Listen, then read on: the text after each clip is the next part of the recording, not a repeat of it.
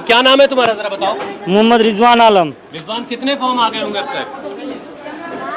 हमको तो लगता है मिनिमम 1.5-2 लाख फॉर्म हो चुका होगा। अच्छा, ये फॉर्म किसका था भाई? ये आपका फॉर्म है।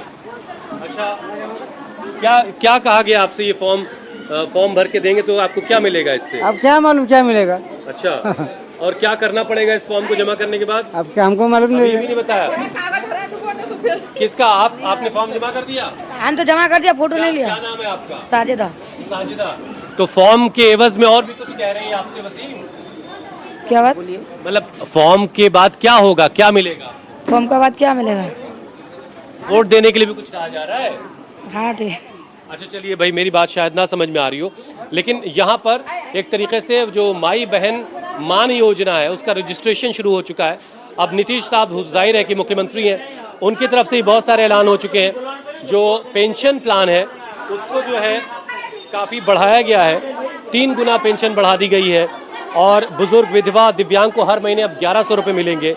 इसके अलावा और बहुत सारे ऐलान हुए हैं, यानी सितंबर 2025 से महिलाओं के खाते में फंड ट्रांसफ़र का काम भी शुरू हो जाएगा और 6 महीने के बाद आकलन करके महिलाओं को रोजगार शुरू करने के लिए 2 लाख तक की मदद की जाएगी।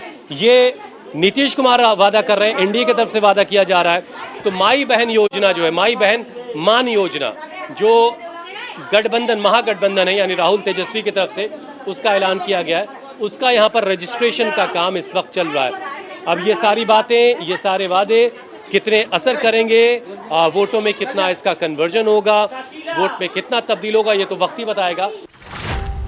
2020 विधानसभा चुनाव में ओवैसी के टिकट पर लड़े रुकनुद्दीन अहमद को 68,416, बीजेपी के विनोद कुमार को 52,043, आरजेडी कैंडिडेट अब्दुस सुबहान को 38,254 वोट मिले थे।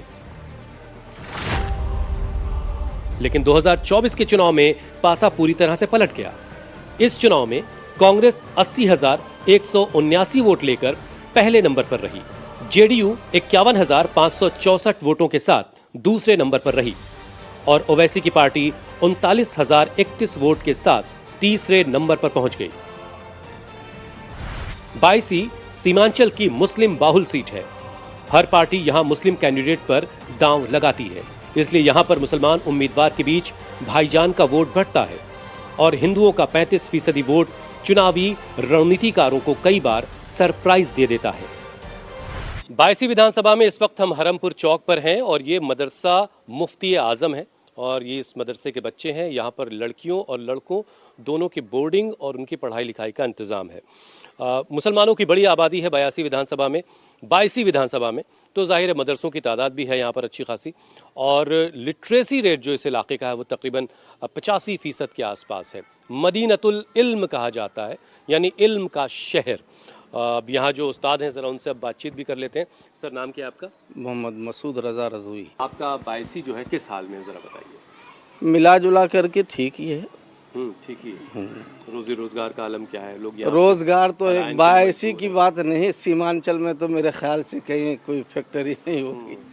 सीमांचल में फैक्ट्री तो बहुत दूर की बात है, कोई छोटा कारखाना भी नहीं है। सीमांचल का हाल ये है।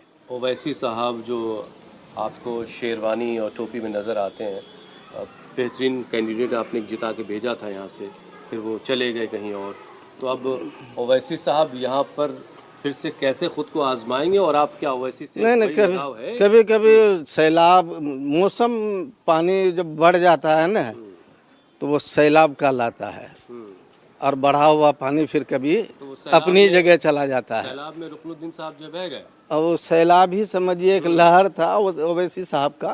तो अभी ओवैसी साहब फिर से आ रहे हैं इस बार? हमको तो नहीं लगता है। अच्छा, नहीं, अगर शायद दे दिया तो उन्होंने न, उम्मीदवार नहीं है, हिंदुस्तान है, मुसलमानों को सोच समझ करके काम करना चाहिए।